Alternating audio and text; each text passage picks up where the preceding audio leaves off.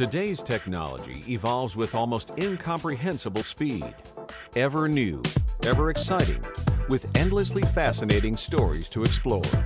Thus the birth of Overexposure.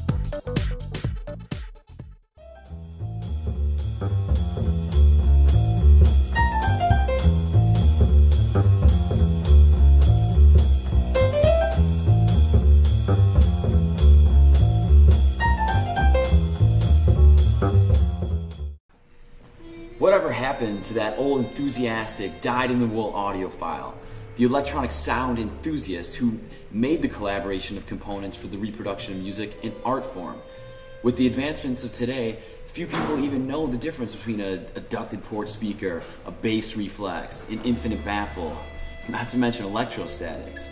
And how many people realize that the music they're enjoying on their miniaturized listening devices is likewise miniaturized and therefore severely compromised?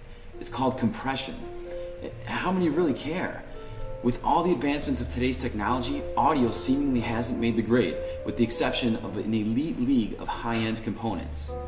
Sadly, the days of component stereo stores and boutiques have gone the way of a number of bookstores. What wonderful and exciting places for a special time. It all started with high-fidelity sound, followed by the magic of stereo, and a whole host of truly classical and quality products. Many of these truly quality products have weathered the storm of time. Some of the classic names yet remain. And there's a lot of new names that have made their mark upon this new technically advanced landscape. Also, for those true diehards, there does exist a marriage of the past and the future with the resurgence of tube amplifiers. It is an intriguing, yet rather expensive relationship. Today we're at Decibel Audio in Wicker Park at 1429 North Milwaukee Avenue. A very unique audio shop where the past indeed meets the future. Store manager Chris Sloan is going to take us on a little journey into the past. We're going to get an up-close look at some good old school stereo components and hi-fi components of yesterday. Next stop, a telltale glimpse into the happenings of today's audio experience. Chris, how did Decibel Audio come about? Well, this is before my time, but in the late 90s, two of the founders were working at another stereo shop, and they decided that they could do it on their own, so they got some investors and found a space, and what happened? People seem to be settling with the commercial products that are out there for audio equipment. What happened to the audiophile, the true believer in high quality performing audio? Manufacturing has, for the most part, switched in the last 50 or 60 years to places and using materials that have brought the cost down for a lot of these companies, but the end result is the quality level also goes down. Sure.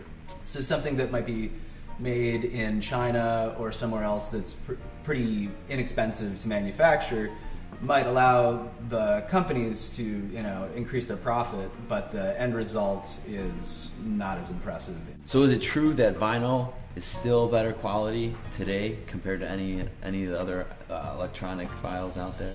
I would say yes, but in a certain sense, it's all sort of personal preference. Okay. For someone who might be watching this and says, okay, I'm not going to accept the lower quality anymore, and that wants to get into and learn more about and start building their own component system, what recommendations would you have for them to get started? Well, one thing that's really great is a lot of the old vintage equipment is pretty inexpensive these days, and then you can get back to a better build quality. That's why it's still around. It's sort of a testament to how good it is. Then the pieces were made to be repaired if they broke, rather than just thrown away. So a lot of those pieces are still around. Investigate some vintage equipment, with some vintage speakers.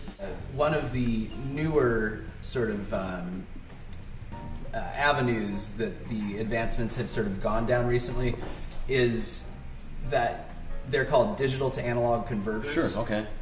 So they basically beef up the process in which the digital information is transferred into analog information. So I mean, that sounds great. I mean, I'm sure the viewers will be really into that, so they don't have to sacrifice all their music that they already have on their computer. They don't have to give up anything. They're just going to improve the quality of their sound. And they could start off with some vintage stuff, and kind of that's one of the nice things about those components, right? You can always upgrade, and they're all interchangeable. As soon as you enter the doors here at Decibel Audio, you get a feeling of what it was like when stereo components flourished. There prevailed a true appreciation for the ultimate quality in every aspect of sound reproduction. A quality component system was looked at like a praiseworthy work of art. To the informed, certain product names, classics in their own right, evoke even a certain feeling of noteworthy respect and nostalgia. Once you see what it's all about, and certainly once you hear what it's all about, only then will you fully appreciate the art of the old school sound. What about the old expression, they don't make them like they used to? I'll have to leave that up to you and a trip over here to Decibel Audio, one of the few places around where you can really hear what they're talking about.